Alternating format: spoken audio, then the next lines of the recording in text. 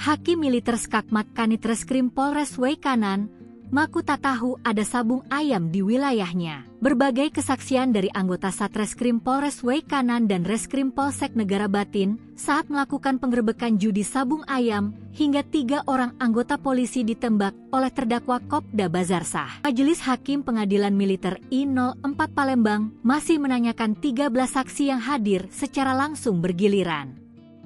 Sedangkan Bribka Kapri Sucipto hadir melalui Vicon, Senin, 23 Juni 2025. Ketua Majelis Hakim Pengadilan Militer I04 Palembang Kolonel CHK Freddy Ferdian Isnartanto yang memimpin sidang sempat beberapa kali menyampaikan teguran kepada saksi, salah satunya Aibda Wara Andani, PS Kanit Reskrim Polsek Negara Batin. Majelis Hakim merasa heran sebab saksi Wara Andani mengaku selama menjabat tidak tahu kalau ada kegiatan judi sabung ayam di wilayah Polsek Negara Batin.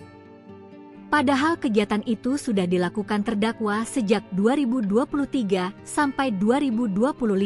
Diberitakan sebelumnya, sidang lanjutan kasus pembunuhan 3 orang polisi di Waikanan Lampung masuk ke agenda pemeriksaan saksi lanjutan setelah sebelumnya Majelis Hakim Pengadilan Militer memeriksa 12 orang saksi pada sidang sebelumnya. Sebanyak 14 orang saksi yang diperiksa hari ini anggota Reskrim Polres Waikanan dan anggota Polsek Negara Batin yang menggerebek lokasi gelanggang sabung ayam milik terdakwa Kopda Bazarsah dan Peltu Lubis, Senin, 23 Juni 2025. 13 orang dihadirkan secara offline, sedangkan 1 diantaranya dihadirkan lewat Vicon.